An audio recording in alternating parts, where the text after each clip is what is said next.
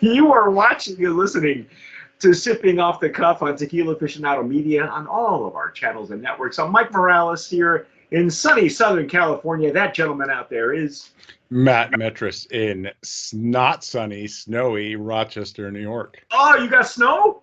We got a couple inches, last night. Oh, wow. Hey, well, hey, Happy New Year. Playing with the timeline again, folks. It's 2022. Sure is. We have a new variant. Probably an old variant by now. Yeah, well, yeah, because I'm sure by the time this thing airs, we'll have another couple variants, and but we're fully boosted. Yeah.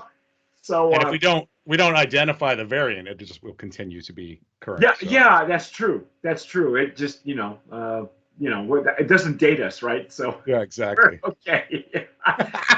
Oh my God, folks! Today, this evening, we have this tequila we're going to test and dissect. It's called Curamia, and it's got a very interesting story.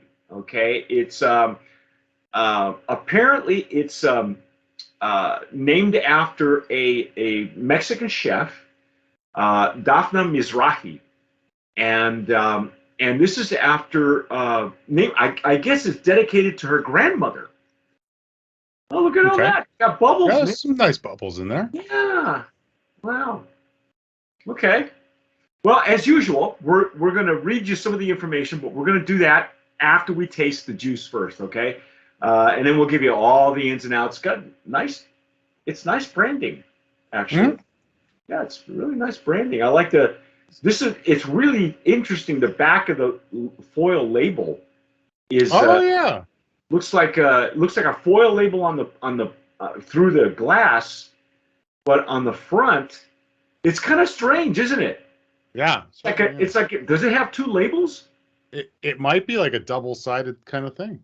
Yeah, but the label on the front is a circle, and the label through the bottle is an oval. But maybe that's just a distortion from the glass. I don't know.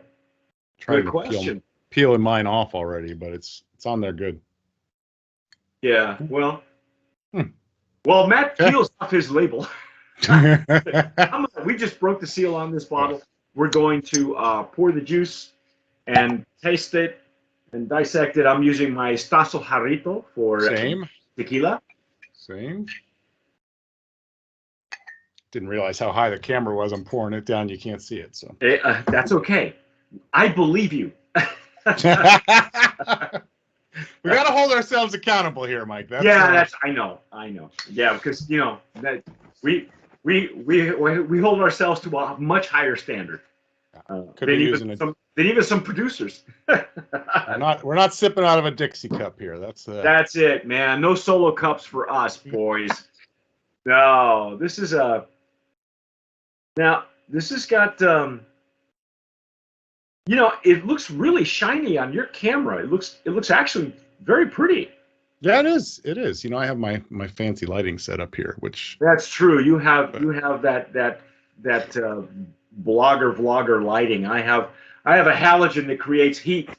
That's what I have. Yeah, we call it the TikTok lighting now. We gotta be with the times. Are you on TikTok? I do have a TikTok account. I made one TikTok on National Tequila Day, and it was just pictures of my tequila collection. Oh, so it's one of those, huh? Yeah. It's like I'm gonna show off. I'm gonna just lay it on the table, and you guys can. Yeah, exactly. Yeah, I showed you my collection. It's all in boxes on my living room floor. That's how I display shit. Yeah. My wife wants to build a new shelf because we have, ours is like 5 or 6 deep. It's a very deep shelf, but you can't see everything. She wants a much longer, skinnier shelf so we can display everything nicely. Wow. Very slow moving tears, but they're starting to show up.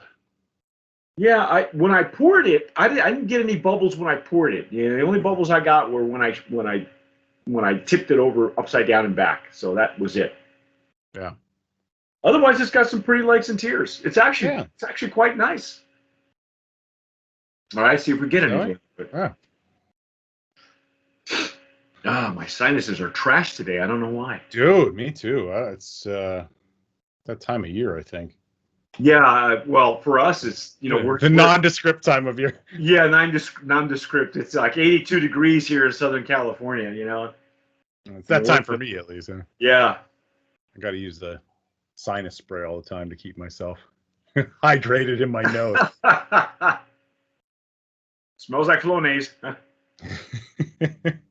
Now I'm getting some citrus, like a grapefruit or a. Yeah, it's overall it's very muted. Nothing is really jumping out at me. I can see that grapefruit. Not getting a ton of plant either. Yeah. It's all basically grapefruit. It's all citrus. That's it. Which is kind of one-sided for a Blanco.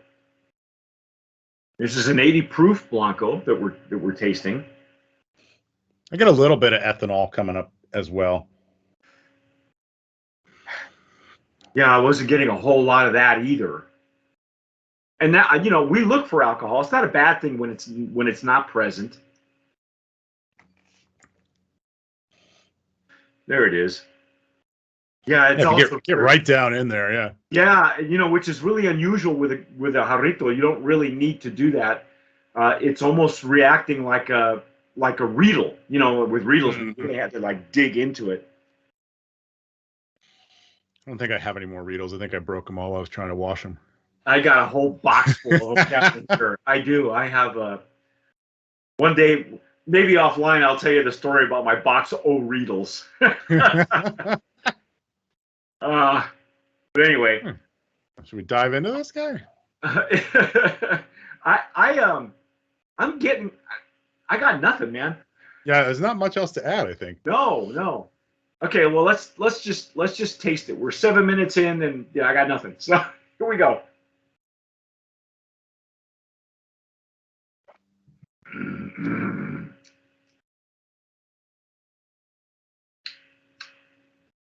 Well, okay. There's not much flavor going on there. I get some sort of astringence right away, like a rubber. I don't know. Boy, the look on your face, man. I thought it was just me because full disclosure, I just brushed my teeth about half an hour ago before I have not had anything. I haven't coffee. I had just water. That's it. Ooh, I thought maybe I thought maybe I was tasting toothpaste. I don't know. Yeah, it's very. It was a I can't even say it was a pepper explosion. It was just kind of like you're right. It felt astringent to me, but that was my first pass. So I'm not gonna do that right now. But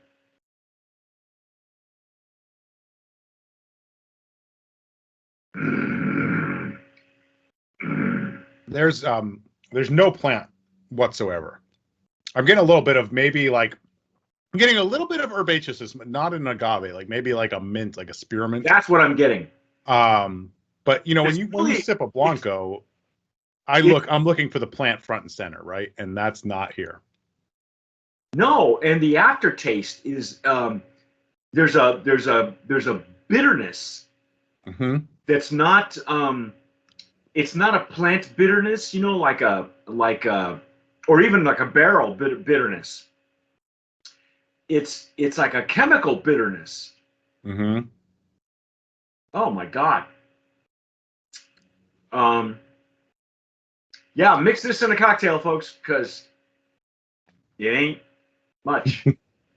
Yeah, it's not something I would sip. You could probably bury it in a sour mix heavy margarita. Wow, and it's got a medium to long finish, but it's not even a comfortable finish. It's like it's not that warm fuzzy. It almost feels like acid reflux. Mm-hmm.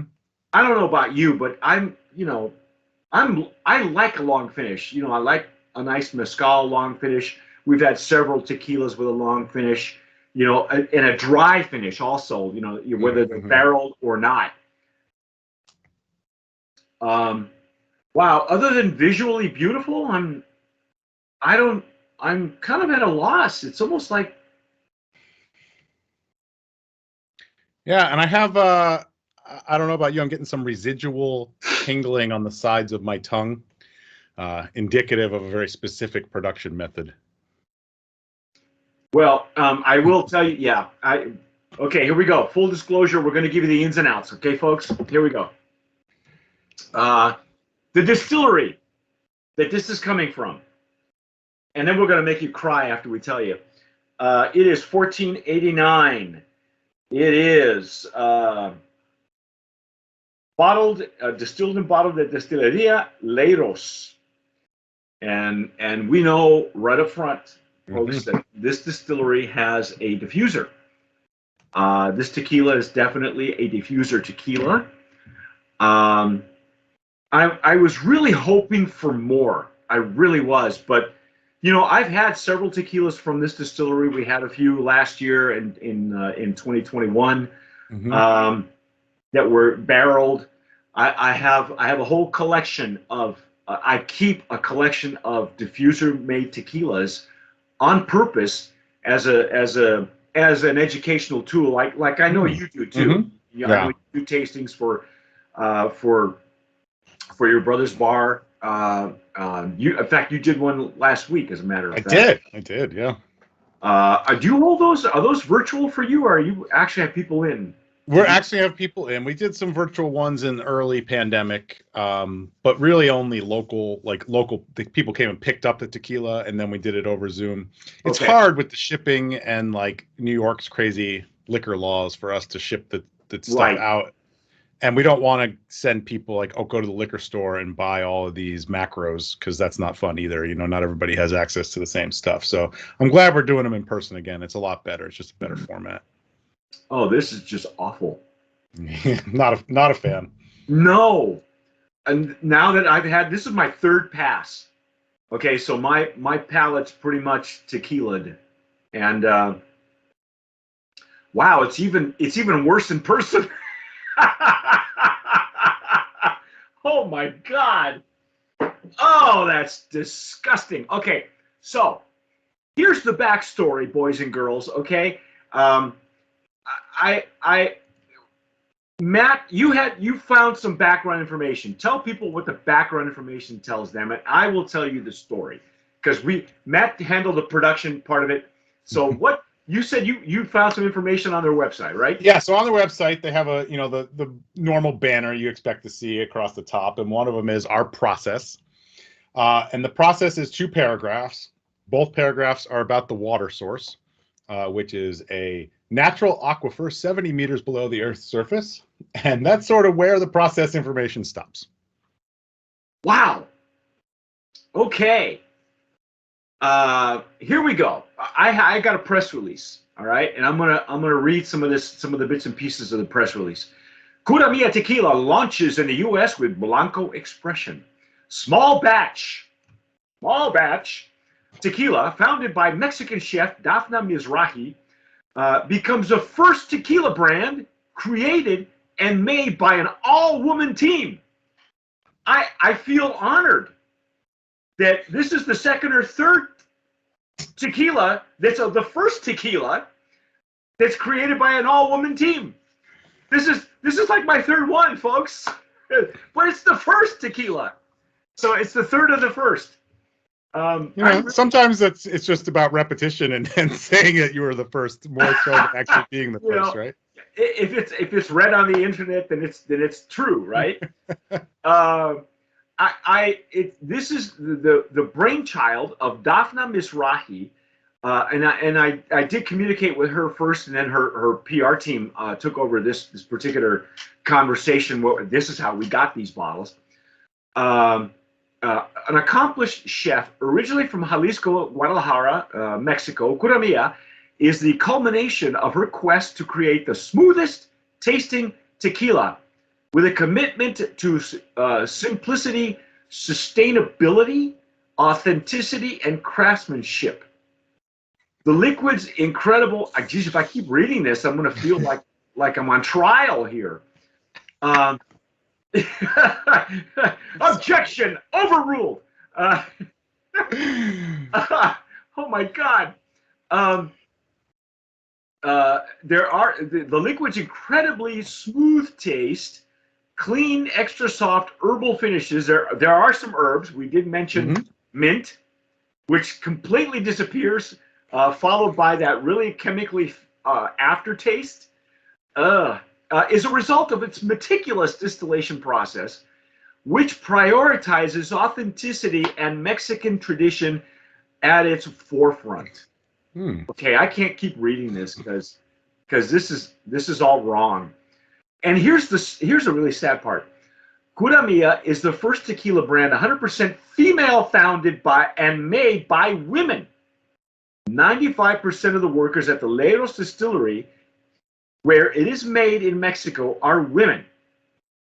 The Leros distillery, which focuses on craftsmanship and authenticity, is recognized as the top distillery for tequila making in Mexico. By whom exactly? I don't know.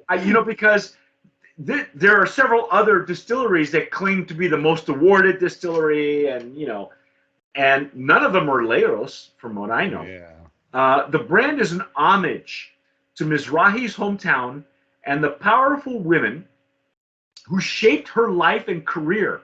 And this is it's a beautiful story. Curamia's ethos is Queen of Beauty, or La Mujer Más Bella in Spanish, in honor of Dafna's grandmother, who was known by that moniker across Jalisco, really, renowned for her generosity and presence in the region. Okay, I'm gonna stop there. It does say the brand came to life through the support of its circle of influential female investors, including top C-level executives who believed in Mizrahi's vision. Okay, well, ladies and gentlemen, we are here to tell you that as far as we're concerned, they did not hit the mark. Especially at a $38 to $40 price point online. Wow. And you found that? Is that local in Rochester, in New York? No, this is just on some sites that sell it online. I clicked on one off their website that had it at $40. And then another one, I found it at $38. Okay. I'm not a fan. There's a chemical bitterness that comes through. The nose is beautiful. I will tell you, the citrus is great. It's kind of one-sided, no plant. But after 3 or 4 passes, I can't even drink this anymore. Sorry, Curamia, not a fan. So anyway, ladies and gentlemen, that's 17 minutes of the story and everything else. But that's our take on Curamia. Now, if you've had it and you're watching us on Instagram or you're watching us on some of our other channels, please tell us what you thought. I think the story is worthy. The vision was worthy. But the end result, it misses the mark. And I'm sad about that. I really am. But it's there. It's out there. If you've had it, tell us what you're doing with it. If you're making margaritas, what's your favorite recipe? Tell us what it is in the comments below. Don't forget to hit the notification bell. Give us a like on this video. And subscribe. Please subscribe. Follow us on all of our social. Yeah, please. On all of our social media. And whatever you do, tomar sabiamente. Sip wisely.